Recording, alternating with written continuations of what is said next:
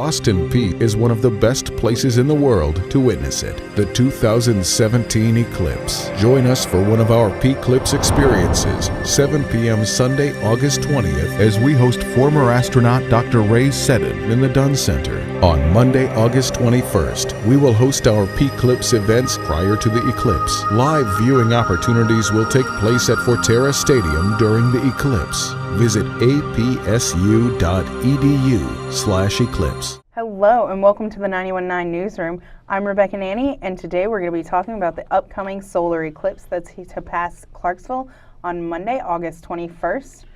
Today we'll be hearing from various professors as well as safety representatives about what we can expect in the Clarksville area with such a large amount of visitors coming this way to see the solar event. We'll be hearing in just a few from Austin Peay's campus police chief, and we'll also be hearing from a representative from the county sheriff's department. However, right now we're going to talk with Dr. Karen Meisch about all things Eclipse. We're going to talk about the events, the lectures, and all the ins and outs that we need to know about this event. Thank you so much for coming in and talking with us Thanks today. for having me, Rebecca. So tell us about Eclipse. What is going on? Oh my gosh. So there's so many amazing events that we have going on. So it's actually started over this entire summer. So we've actually partnered with Clarksville Parks and Recreation, and we have had a mini, what we're calling Eclipse lecture series, where we've had 4 different speakers go before different movies and give kind of little pieces about the total solar eclipse that's coming from different perspectives. So one's about the actual science about it, one's actually about ancient cultures and how they used eclipses and solar systems as guides for their agriculture and calendars. Dr. Winters and Mary Winters just gave a great talk about eclipses through the lens of Greek literature and Greek mythology. And so they've done a really great job of doing these talks throughout the summer. We've also been down at the Clarksville downtown market every Saturday to help promote just the knowledge that the total solar eclipse is coming to the general public, to give them information about the events that we have going on, as well as hoping to educate everybody on how to be safe during the eclipse. I know Dr. Buckner and Dr. Smith mentioned that that's also where people can get their eye safety glasses from your booth at the Clarksville Market? Yeah, they can either purchase them at the Clarksville Downtown Market. We're there up until the eclipse that Saturday before, or they can go online, apsu.edu/eclipse, and they can purchase them online as well. Perfect.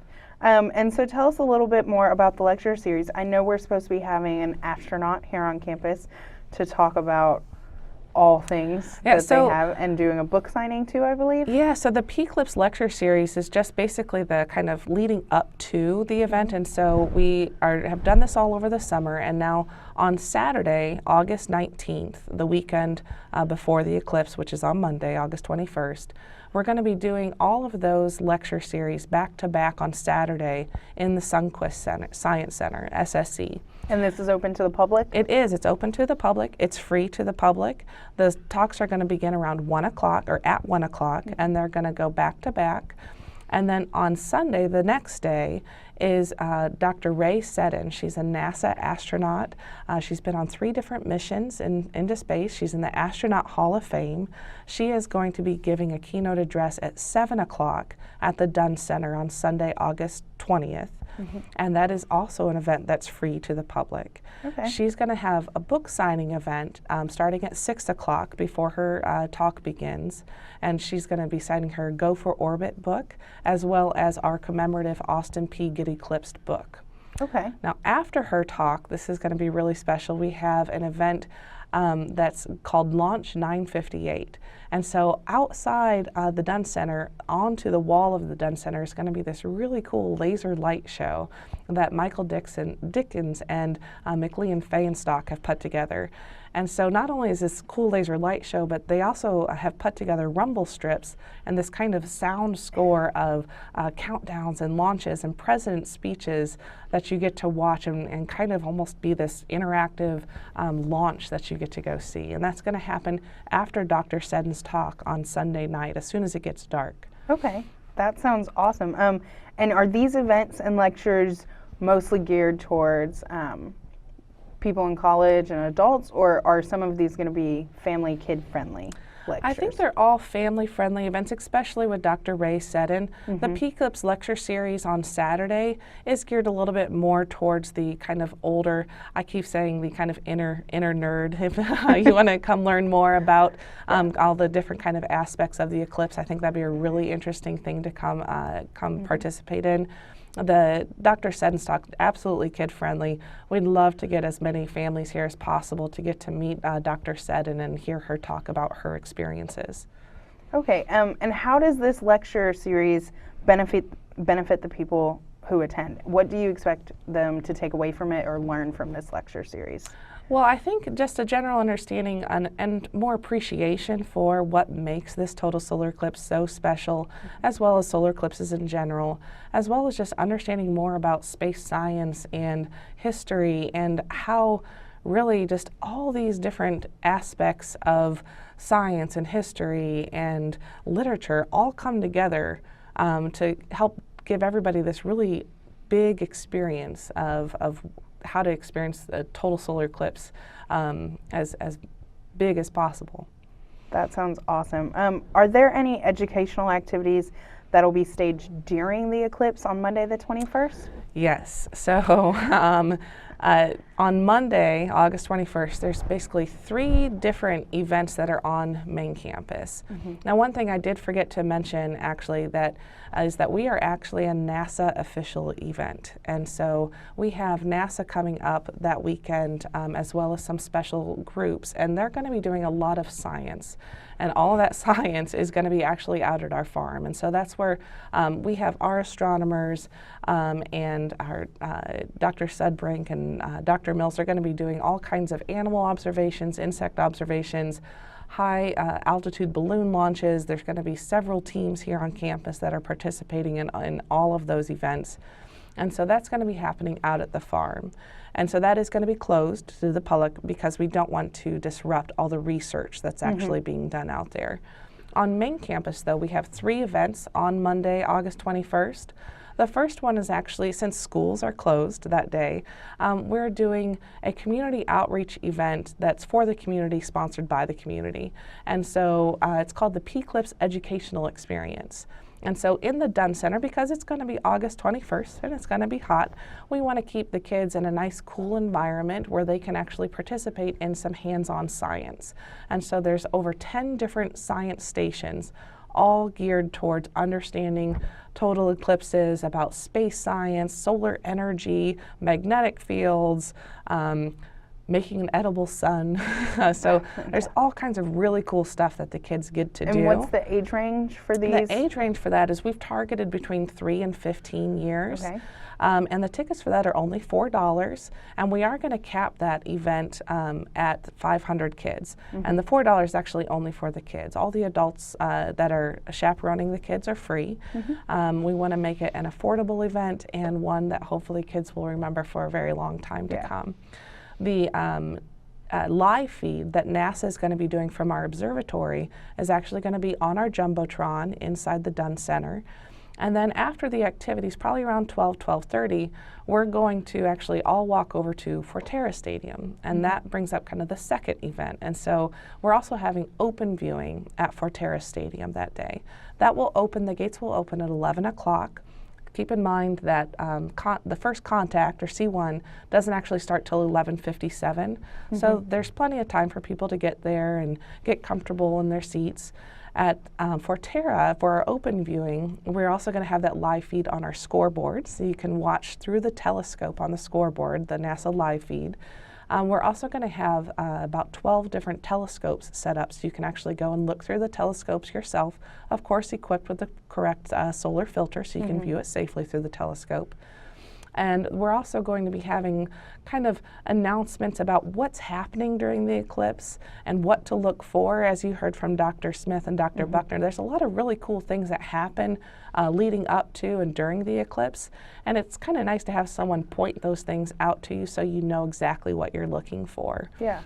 And so everybody's going to come over to Forterra Stadium and actually participate in experiencing the total solar eclipse there. It's obviously a big open viewing field, so it's going to be a great place to actually see the eclipse. That's going to be awesome. How are you guys implementing social media to get the word out about the kid-friendly activities, the lecture series, and the viewing party at Forterra that's going to be happening during the eclipse? Our PR and marketing have been awesome and doing a great job. We've got an amazing commercial out now. We also have, of course, our Facebook page, Eclipse 2017 at Austin Peay State University.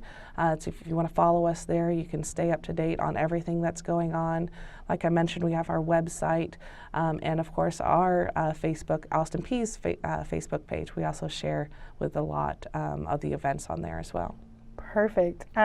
So switching gears just a little bit, I was wondering if you could talk to us further. I know that you said there's going to be experiments at the farms about with the animals and the insects. Can you tell us exactly what we can expect by the animal behavior during the eclipse? Well, it depends on which animal, right? But basically, if you think about what a typical behavior is for that particular species, as it gets closer to nighttime, that's what you will probably observe as it gets closer to totality. And so the temperature is probably going to drop anywhere from about 15 to 25 degrees Celsius that day during the eclipse. And of course, as it gets darker and darker, animals are going to think that it's nighttime. And so it just depends on which animal it is that you're actually watching. Out at the farm, we're going to be observing the cows. We're also going to be observing crickets. And I believe they're going to be doing, of course, the high altitude balloon launches out there. And that's going to be really amazing. So there's a team of high altitude balloonists that have stretched all the way from Oregon to South Carolina. And so they're going to have all their equipment up. And this is, these get, I think, up to 120,000 feet. And it's amazing the views that they get. And so they're going to be getting data during the eclipse from those high altitude balloons. That's fantastic. Talking more about observing animals and stuff, will we be able to observe anything else, like possibly the effects of the eclipse on the green power generation for cities who, say, use solar panels to create their power? How will they be affected by the total darkness? I doubt that you'd have any impact, because obviously how solar energy works, right, is that it stores it for quite some time. And in the solar energy world, this is going to be kind of just a small blip. So it shouldn't have any impact on that. Okay, what about environmental impacts? Will the eclipse cause any environmental impacts, such as tides or gravitational effects? Again, it's going to be so quick, and so the actual shadow of the moon is only around, the one that we're seeing this time is about 60 to 70 miles across. And keep in mind, the moon is moving over about the shadow is moving over 1,500 miles per hour. And so, again, it's happening so quickly that it probably won't have any impact. Okay. And is there anything else you'd like to add about the P-Eclipse, or anything general about the eclipse that's happening, lecture series or science that maybe we haven't talked about yet? Yeah, there's actually one more event that's happening on August 21st that I haven't talked about yet, and that is the P-Eclipse Lunch and Learn. And so this is a donor event for alumni and friends, and this is a $200 ticket, but you get kind of to experience everything. And so it starts with being invited to a reception with Dr. Seddon the night before her talk at 5 o'clock at the Dunn Center. It continues then on Monday, where you will actually attend a lunch and learn talk with Dr. Wingate. She's a NASA atmospheric scientist, and she's going to be giving a talk while you get to eat lunch in the Govs Club at Forterra Stadium. And so then there's also an amazing pendant necklace that's been donated by a local jeweler, and the attendees will receive that pendant necklace as part of their ticket. They also are going to receive our commemorative book and glasses, a Tennessee 3D printed projector system, so you can watch the eclipse that way with the projector as well. And also the coolest thing, in my opinion, is that they get to actually get a pin, an Austin Peay pin, that's going to go up with the high altitude balloons that day. And when it comes back down, that's going to be sent to them with the actual height that the pins reach that day during the eclipse. That's really cool. That is very exciting. So the Eclipse lecture series starts on Saturday the 19th, correct? Yes. And it's just going to have events Saturday, Sunday, and Monday. Yes. So for 3 days straight, from the 19th to the 21st, it's going to be a very busy weekend. It is. So I really hope a lot of people come out to the Eclipse. I want to thank you so much for coming in today and talking to us about this. This is all very informative and interesting information, especially for the kids on Sunday. They'll get to do all that hands-on science, which I think is great because not many kids get an opportunity like this to see an eclipse and also experiment. I think it's something they'll all really remember. We're really excited. Yeah. So thank you again for coming in today and talking with us. We're going to be talking with Chief Kazak's next about all the things safety-wise that needs to happen here on Austin Peay's campus for Eclipse to be a success. On August 21st, a once-in-a-lifetime phenomenon will occur in Clarksville, Tennessee. And Austin Peay State University is one of the best places in the world to witness it. The phenomenon is the 2017 Eclipse. Join us for one of our Eclipse experiences, 7 p.m. Sunday, August 20th, as we host former astronaut Dr. Ray Seddon for a special presentation in the Dunn Center. On Monday, August 21st, we will host our Eclipse events in the Dunn Center for education and entertainment activities prior to the eclipse. Live viewing opportunities will take place at Forterra Stadium during the eclipse. Keep in mind that you need a pair of certified solar glasses to view this spectacle. For more information or to buy solar viewing glasses and commemorative eclipse books, visit apsu.edu/eclipse.